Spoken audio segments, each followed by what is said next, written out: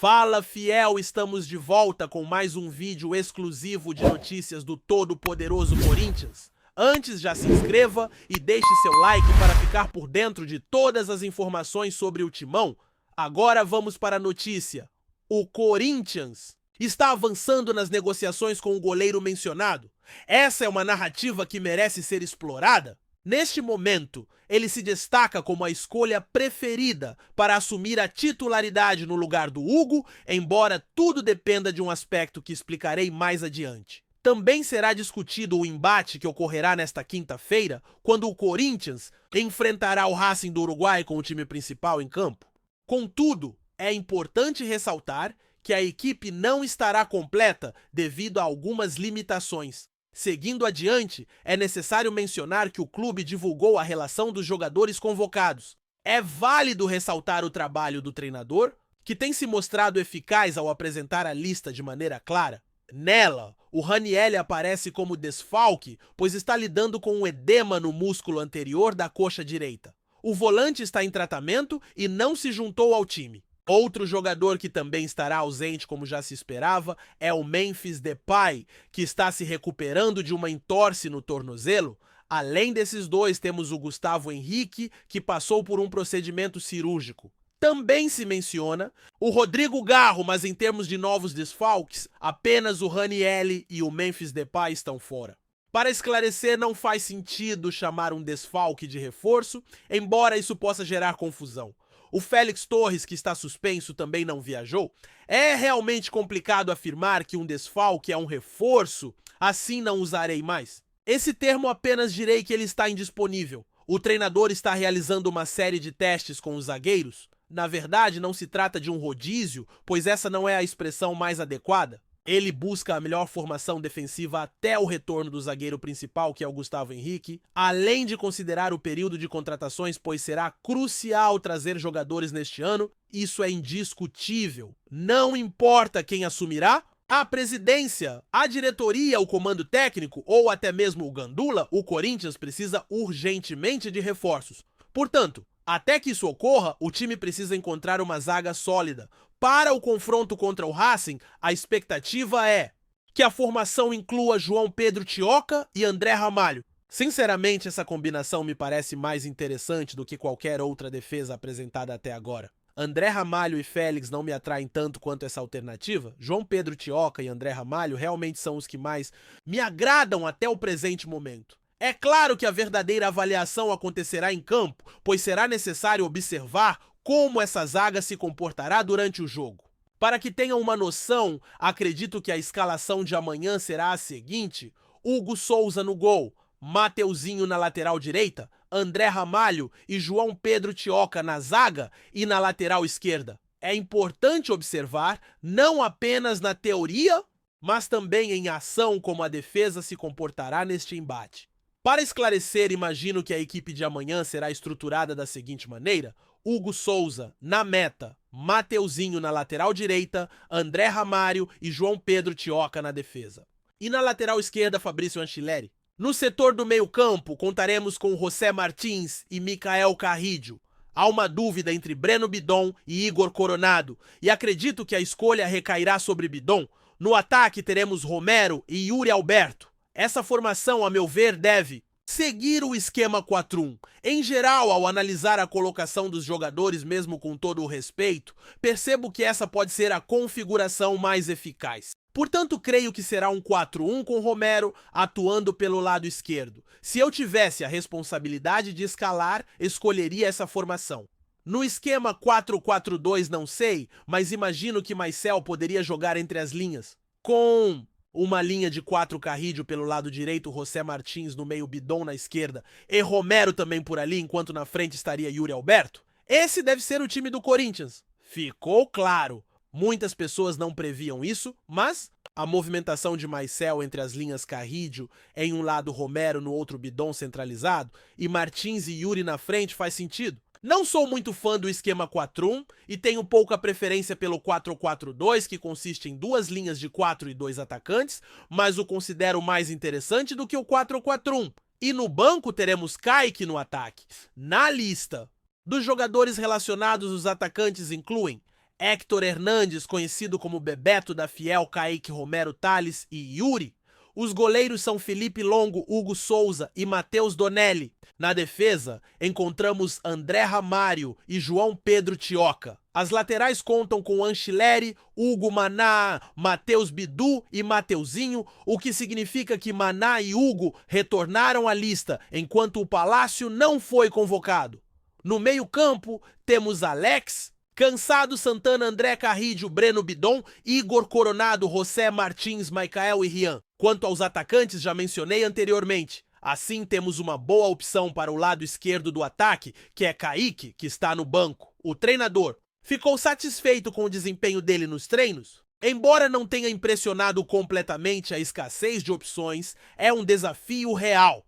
Já testemunhamos jogadores que, diante dessa limitação, foram resgatados e se destacaram. É fundamental dar uma oportunidade. Matheus Magalhães, por exemplo, possui 33 anos, está no Ajax e pertence ao Braga. As conversas com o clube paulista começaram devido ao interesse. Comentei que ele havia sido oferecido e que estavam ocorrendo diálogos, mas o clube ainda avaliava a viabilidade da contratação. Observei que não havia retorno até o momento, pois havia uma lista de goleiros. Nela constava o goleiro do Santos, João Paulo, que é uma opção mais complexa, especialmente pelo apreço que se tem por ele, já que trabalhou com os atuais técnicos. O interesse em Matheus Magalhães cresceu, pois é considerado uma opção menos rejeitada entre os goleiros disponíveis. Isso pode ser uma boa notícia. Mesmo sendo um goleiro suplente, acredito que Matheus Magalhães pode ser uma alternativa mais viável do que o Santos. Ele já conquistou a simpatia dos torcedores e de muitos dentro do clube, enquanto a situação no Santos é diferente. Além disso, a contratação de Matheus Magalhães parece ser mais prática. Se for para fazer uma aposta, considero Matheus Magalhães uma alternativa superior em comparação a outros atletas. Matheus Magalhães é muito mais apreciado pela torcida, ao passo que outros jogadores não têm o mesmo impacto. Além do mais, ele já conquistou a maioria dentro do clube, enquanto os demais ainda não. A contratação de Matheus Magalhães aparece como uma opção mais viável do que a de outros atletas. O empréstimo dele ao Ajax está prestes a se encerrar e a equipe holandesa não demonstra interesse em prorrogar, pois ele está em busca de atuar em um clube com boas perspectivas. Ele está realmente focado em defender essa equipe. E tem um detalhe que não mencionei anteriormente, mas que é importante frisar agora. Ele recebeu uma proposta de um clube do interior e também uma consulta de um time tradicional. No entanto, ao tomar ciência disso, o clube decidiu: vamos aguardar um pouco, pois precisamos debater isso. Não estamos tratando de reforços neste momento, mas para não perder Matheus Magalhães antes do meio do ano, o clube começou a se movimentar. Não é apenas uma única pessoa que está gerenciando essa situação, mas um grupo que está conversando com a diretoria para tentar acelerar as tratativas. Ele é um goleiro que está no radar do clube e as negociações já iniciaram a discussão de valores. Ele tem essa proposta do clube interiorano e se a equipe não se manifestar, é claro que ele acabará se transferindo. Isso é um fato. Contudo, se o clube desejar, ele será a prioridade. Você sabe por que o Ajax não quis renovar com ele? O Ajax possui um goleiro titular e ele já participou de uma quantidade significativa de partidas pela equipe. Passou um bom tempo em seu clube anterior, ajudando a levar a equipe a competições internacionais. É bem avaliado e visto positivamente pelos torcedores. Na minha opinião, ele seria uma adição interessante e acredito que é mais sensato manter Matheus Magalhães do que buscar outros jogadores, o que seria uma enorme vergonha.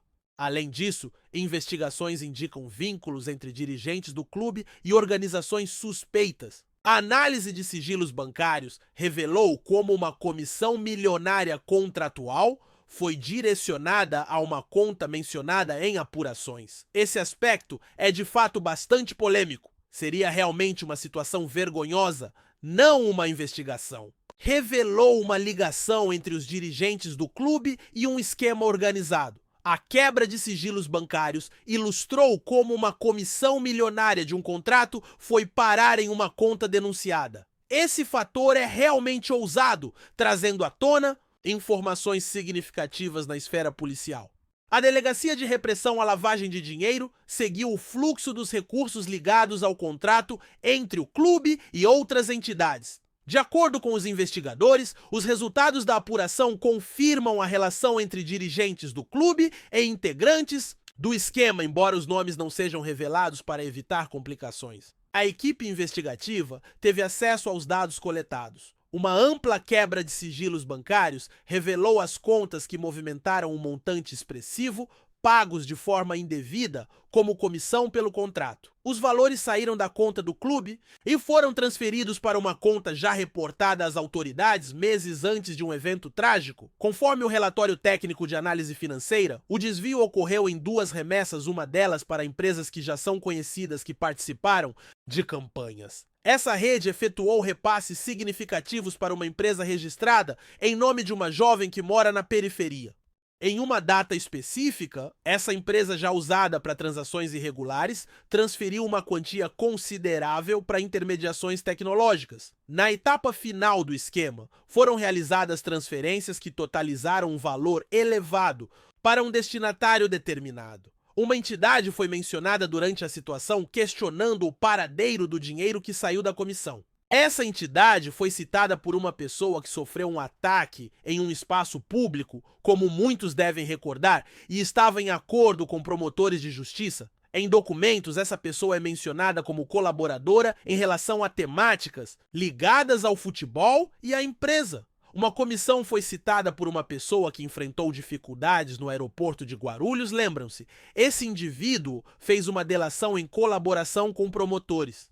Na página 685, ele comentava sobre um esquema vinculado ao PC, mencionando uma empresa de futebol que opera sem respaldo financeiro, se enquadrando no regime simplificado e contando com diversos jogadores. Segundo o delator, ele seria o real proprietário de uma entidade, embora não constasse oficialmente como sócio. A situação é delicada, é crime e o assunto é sério. Isso gera preocupação, não é verdade? Contudo, a informação vem de uma fonte confiável? Não sou eu quem está levantando a da acusação. Foi divulgado que alguns dirigentes estão sendo investigados pela polícia por delitos como lavagem de dinheiro, compreenderam? É essa a realidade do clube.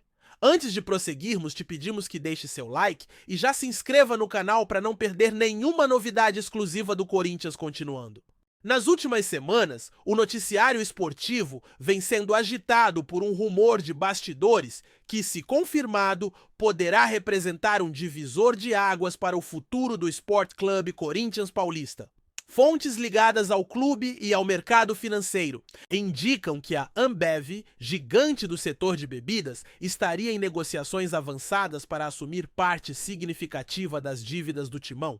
A notícia, ainda não oficializada por nenhuma das partes, tem circulado entre conselheiros do clube e já provoca reações diversas entre torcedores, analistas e membros da diretoria. O Corinthians, atualmente com um passivo estimado em cerca de 1,1 bilhão, vive uma das situações financeiras mais delicadas de sua história recente. A possibilidade de um acordo com a Ambev surge em meio a pressões por transparência, reestruturação administrativa e a necessidade urgente de recuperar a competitividade esportiva, abalada por sucessivas eliminações em campeonatos e campanhas modestas no Brasileirão.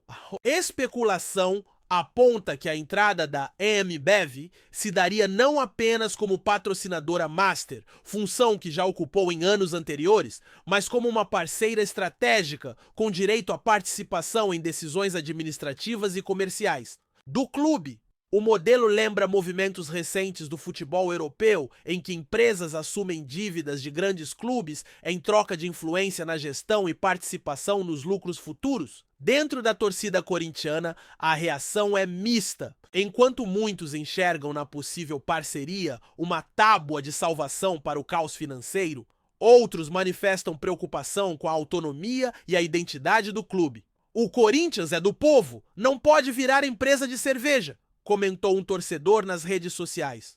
Por outro lado, há quem veja na profissionalização da gestão uma medida inevitável e necessária para tirar o clube do buraco. O silêncio oficial, até o momento, apenas alimenta as especulações. Nem a Ambev, nem o Corinthians se pronunciaram publicamente sobre o assunto, o que aumenta a expectativa por um anúncio nos próximos dias ou semanas. Caso o rumor se confirme, o impacto será imenso não só para o clube, mas para todo o futebol brasileiro, abrindo caminho para um novo modelo de relações entre empresas e times tradicionais. Até lá, resta aguardar e torcer como sempre. Apresentamos as últimas notícias do Corinthians diariamente. Inscreva-se no nosso canal e deixe o seu like para continuar recebendo informações exclusivas. Não se esqueça de compartilhar a sua opinião sobre essa notícia nos comentários, pois sua participação é crucial para o Corinthians. Até o próximo vídeo, fiel!